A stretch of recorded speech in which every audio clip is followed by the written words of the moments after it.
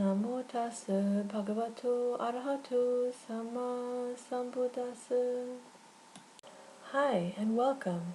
Today I'm going to tell you a story that was told by the Buddha and was later illustrated in this carved stone in an ancient holy place in India over 2,000 years ago. Let's relax first. Take a deep breath in as you sit up tall. And then breathe out slowly as you relax your shoulders and arms and hands. And now breathing in, notice the air going in the nose. Breathing out, notice the air going out the nose.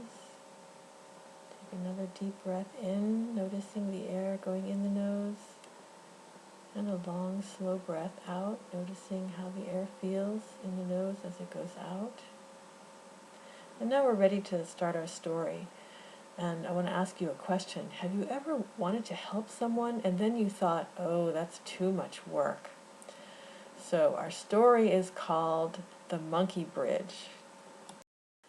There was once a big, strong monkey who was the leader of a huge group of thousands of monkeys.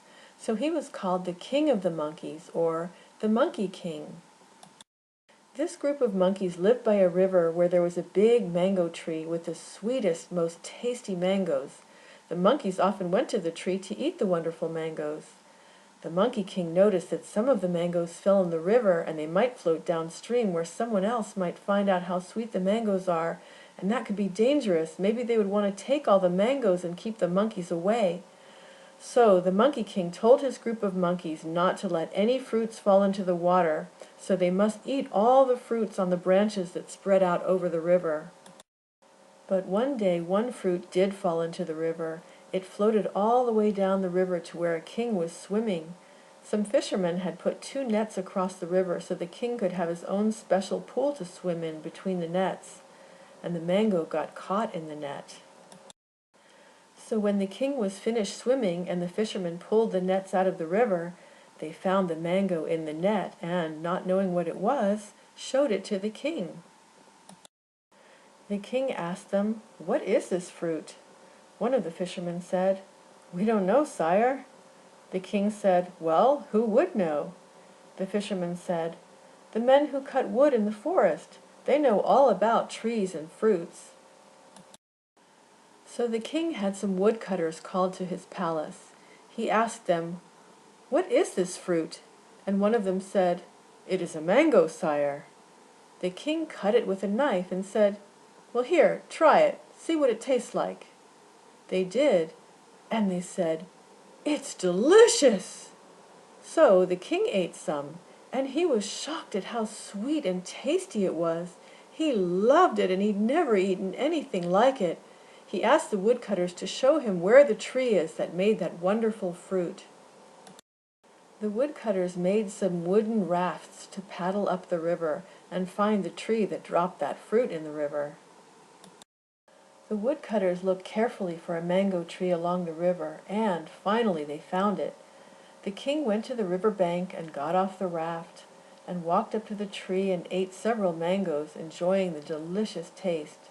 The woodcutters made him a bed at the foot of the tree, so the king and his men lay down and slept for the night.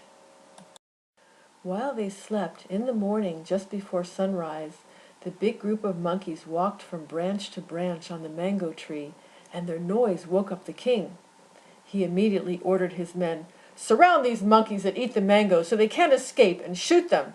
Tomorrow we can eat mangoes with monkey meat." His men obeyed, surrounding the mango tree with arrows in their bows, ready to shoot the monkeys. The monkeys ran to the Monkey King, saying, "They're going to shoot us! What do we do?" They were shaking with fear. The Monkey King said, "Don't worry, I'll save you."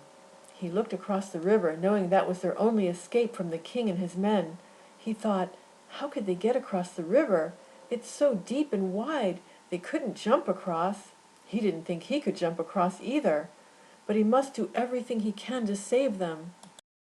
So he ran way out to the end of a branch that spread out over the river and made a huge jump using all his strength to get all the way across the river, and he made it. He got to the other side.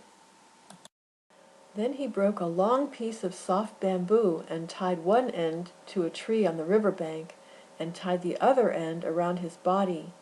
Then he jumped again with all his strength to get back to the other side of the river, and he almost didn't make it.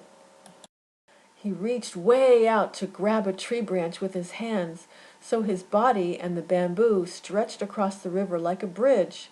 He told the monkeys, "Come quickly, each of you, walk along my back and onto the bamboo to get to the other side of the river." The monkeys lined up along the river bank. Then, one by one, they politely asked permission to step on his back, and then they quickly walked along his back and then along the bamboo to get safely to the other side of the river. One monkey stood near the Monkey King and watched each monkey go across. In a future life, he would be named Devadatta, so he was also called Devadatta in this story. Devadatta had thoughts about each monkey who crossed over the Monkey King's back. Seeing a mother carrying her babies as she crossed over, he thought, "All those babies, why is she carrying them, making herself so heavy when she walks on the king's back? They should walk by themselves." When she politely asked permission to cross over, the Monkey King welcomed them, saying, "Hold tight, little ones, your mother will get you across safely." Next in line was a monkey who was a loner, who didn't have many friends because of his unusual behavior. Devadatta sneered and thought, "Ew, it's crazy boy. It's better if he stays behind. Who wants to deal with his nonsense?" The Monkey King looked at the loner monkey with great love and tenderness and said, "Don't worry, step on my back and come across. You'll be safe." Hundreds of monkeys walked across the Monkey King's back one by one. The Monkey King's arms and hands ached and cramped from gripping onto the branch, and his back got very sore from the weight of all those monkeys stepping on him. When a big strong monkey stood next in line, Devadatta thought, "What a lazy guy. He should be making his body into a bridge and not just taking it easy, walking over like everyone else." But the Monkey King gladly welcomed him to cross over just like everyone else. An overweight monkey was next in line. Devadatta thought, "Wow, is he fat! He needs to stop eating so much." The Monkey King smiled very lovingly at the overweight monkey and said with a sweet voice, "It's all right, come across." A very elderly monkey was getting ready to cross. Devadatta thought, "He's walking so slow. Come on, Grandpa, you're taking too long." Gripping tightly with only one hand on the branch, the Monkey King held up his other hand for the old monkey to steady himself as he stepped on his back, so he slowly and safely got to the other side of the river. The last monkey in line was from a different group. Devadatta said aloud to him, "Hey, you're not one of us. You don't belong here. Go back to your own place." The Monkey King said, "Let him come. He's not hurting anyone." And even though his back and arms were so sore and aching, he looked kindly at the monkey from the other group and said, "Come, join us." So the monkey stepped onto the Monkey King's back and went across the river. Devadatta had enough of the Monkey King's kindness to every one of those hundreds of monkeys. He mockingly thought, "Mr. Nice Guy, he's got to be so nice to everyone." He suddenly climbed way up a branch of a tree and looked down on the Monkey King's back. He thought, "This is my chance to get rid of him. Well, let's see Mr. Nice Guy now! Ha!" He jumped down and landed hard on the Monkey King's poor aching back. The Monkey King was in terrible pain, but Devadatta just disappeared into the forest. The king had watched how the Monkey King rescued the whole group of monkeys and thought, "This animal, not worrying about his own life, brought his whole group to safety.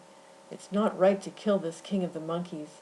I will get him and take care of him somehow." So his men gently brought the king monkey to the edge of the river and bathed him, put a yellow robe on him, and gave him tasty sugar water to drink. and put soothing oil on his body to heal it, and then they put him in a comfortable bed. And then the king walked over and spoke to the Monkey King. "You made your body into a bridge so the monkeys could safely cross the river. Who are you to them, and who are they to you?"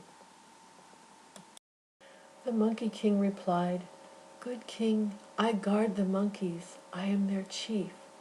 They were scared of you and your men, so I helped them get to safety. I am not afraid. I only want them to be happy. To be a leader, you must make sure your whole kingdom, all your people, are happy, and treat each one of them with loving kindness." The Monkey King then died after he said those words. The king was sad to see the wise monkey die, and ordered his men to respect his body as if he were a human king with the highest honor. The men did as they were told and burned the Monkey King's body in a ceremony as if he was a great human king, and took the ashes and covered the bones in gold and made them into a shrine where flowers, lamps, and incense were offered in honor of the Monkey King at the king's palace gate. The king honored the shrine for the rest of his life, remembering the good Monkey King who was an example to all with his great loving kindness, putting his love into action to save his whole monkey group. And that's the end of our story. So now some questions. Why did the king want his men to shoot the monkeys? Because they were eating the mangoes and he wanted to have the mangoes. And what did the Monkey King do to help his monkeys? He made his body into a bridge. And why did the Monkey King do that? So the monkeys could cross the river and escape from the king and his men, right? And what kind of thoughts did Devadatta have about the monkeys? Unkind, negative thoughts. And what kind of thoughts did the Monkey King have about the monkeys? Loving and kind thoughts. How did the Monkey King die? Because Devadatta jumped on his back very hard. And why did the king make a shrine of the Monkey King? To remember his great loving kindness, right? Now let's hear some words of the Buddha. May all beings be happy, whether they are weak or strong, large, tall, or short, seen or unseen, near or far away. So with a boundless heart, one should love all living beings, radiating kindness over the entire world, above, below, in all directions, without hatred or ill will. Let's talk about what we learned. What is loving kindness? Is it just love plus kindness? Now, love usually means attachment, loving people because we want to be with them and enjoy them, and we want them to love us. Kindness means that we say or do something nice for someone, like kind words or an act of kindness to make them happy. So, loving kindness doesn't mean just attachment, loving and being nice to someone to make us feel happy, but instead it means that we have love and the wish to make the other person happy. It's loving thoughts, words, and actions to make them happy. Loving kindness in the Pali language is metta, and in the ancient Sanskrit language it's maitri. It is one of the 4 immeasurables, one of the 4 Brahma Viharas. Now, did Devadatta have any loving kindness? He could have had loving kindness to his friends and family, but he had negative thoughts toward others. Because he was so busy having negative thoughts about them, he couldn't have loving thoughts toward them, because you can't have bad thoughts and genuine kind thoughts about a person at the same time. Now, of course, the Monkey King had so much loving kindness that he was willing to let his body suffer in pain while they stepped on his back, and still he had kind, welcoming thoughts to all of them. But is it good to have loving kindness to all people, even those who do really bad things? We know we shouldn't hang around people who misbehave because they're a bad influence, and they can somehow get us thinking, saying, or doing bad things. So we need to protect ourselves from that, and also from people who could harm us. But we can still have good wishes for them. We can still have kind thoughts that they become a better person. Now, what if we just don't like the way someone looks, or we don't like something about them, or they just don't look like someone we'd want to be friends with? Those could be thoughts like Devadatta. That is, judging others and seeing something negative about them. When we have those thoughts, do we look like Devadatta? Or maybe something like this? Or maybe like this. We can't really be happy or kind when we look like that. So to make ourselves happier, more relaxed, more cool, we can turn our negative thoughts about someone into kind thoughts. Notice what's good about the person, or wish that something really nice happens to them, or wish that they become a better person. Maybe by being a good example and being kind to them, we can help them learn to be a better person. And we can wish that they and all beings be peaceful and happy. And thanks for listening.